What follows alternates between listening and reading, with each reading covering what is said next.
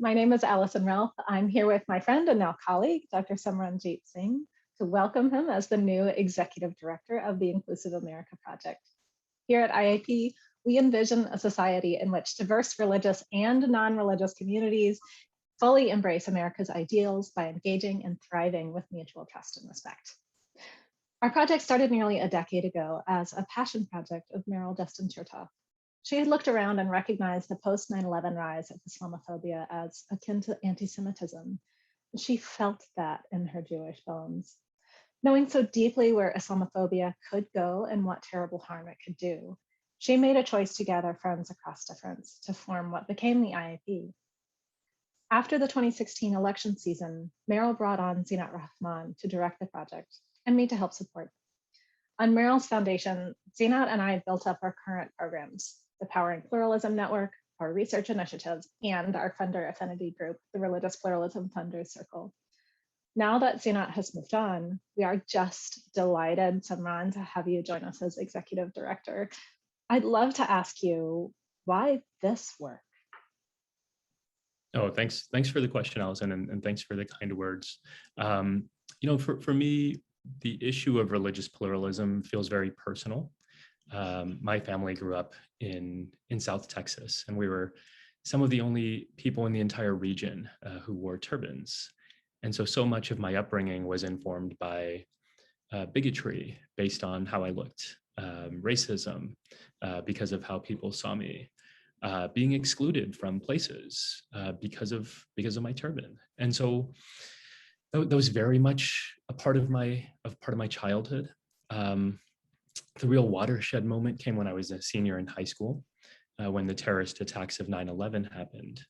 And as we stood there as a class in Mrs. Strong's social studies classroom, and we watched the events unfold on television, they flashed an image of Osama bin Laden, the primary suspect. And as people started to look at me, I knew in that instant that my life was going to change. And it did. It changed in that moment. And, we knew people who were attacked. We knew people who were killed.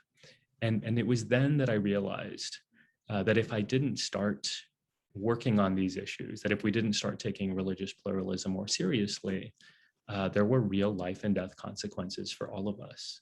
And so that to me is where this urgency comes from on this issue, and where the passion comes from. It's a very personal matter for me, and it's one that I think about a lot as we think about our kids and their future going forward.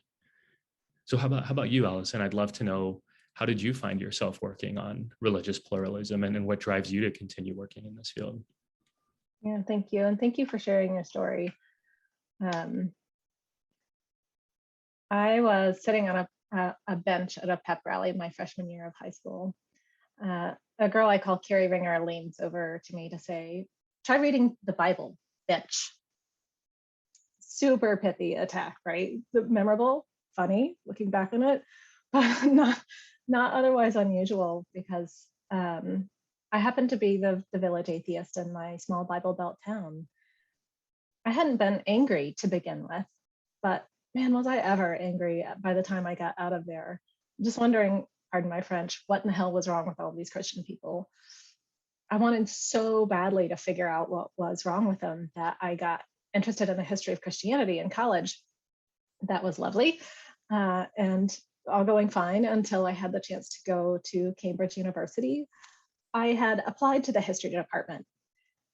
The acceptance letter said divinity department, but this little Florida blue-collar farm girl was not going to give up a chance to go to Cambridge. So I show up and I met my classmates my first day, a nun, a priest, and an Anglican seminarian. Sitting there thinking, oh my gosh, what have I got myself into? And I could have written them off, as I had been written off by all those Christians around me. But I really didn't want anyone, regardless of their faith or lack thereof, to be made to feel as I had been.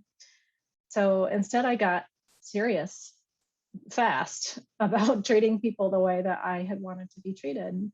I included them, essentially. And then the most wonderful thing happened, which is that they included me, which probably as close to salvation as I'm ever going to get. So, since then, I spent my life working with people of faith, trying to make sure we all have the same rights, freedoms, and safety to worship or not, according to our conscience. And that is why it's so amazing to be here at IAP, because that is exactly what we do. It's really, really wonderful to be able to do this work. It's such a blessing. But we aren't the only organization that works in this space. So, Simran, why us? Why IAP? Oh, well, I first connected with the Inclusive America Project a few years back at a gathering in DC.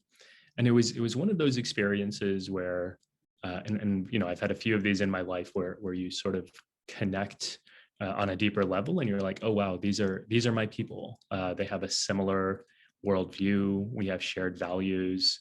The team, I like the team, and I'd enjoy hanging out with them in my free time. So it was sort of like this match made in heaven kind of approach. And part of what really appealed to me that I would share is, you know, so much of my work experience has been working with um, organizations on issues that I care about deeply, but usually those organizations are working on single issues, right? So I would work with civil rights organizations, or racial justice, or cultural education, and all of those things really matter. But so often, I felt this desire of stepping back and looking at how they're interconnected. You know, what's the bigger picture here? And that's what I saw the Inclusive America Project doing, looking at our shared challenges through the lens of religious pluralism, and at the same time developing strategies and solutions for root causes. And so this combination of looking from a broader lens, but also digging in and actually creating solutions and creating change, that really appealed to me. And that's something that I've been really excited about over the years as I've continued to work with the group. So let me flip that on you, Allison. You know, you've been working with the Inclusive America Project for a few years now. And you were one of the first people I met in the organization. And given your skills and your credentials, you could take your pick of where to work and what to spend your time on. And so I'd love to know, why is it that you choose to spend your time with the Inclusive America Project? I love IAP so much. I just love it. I was really lucky to be brought in when the project was small. Um, it had been around for a few years. Meryl had established it as an ongoing project, but it was small, and she was doing one project at a time.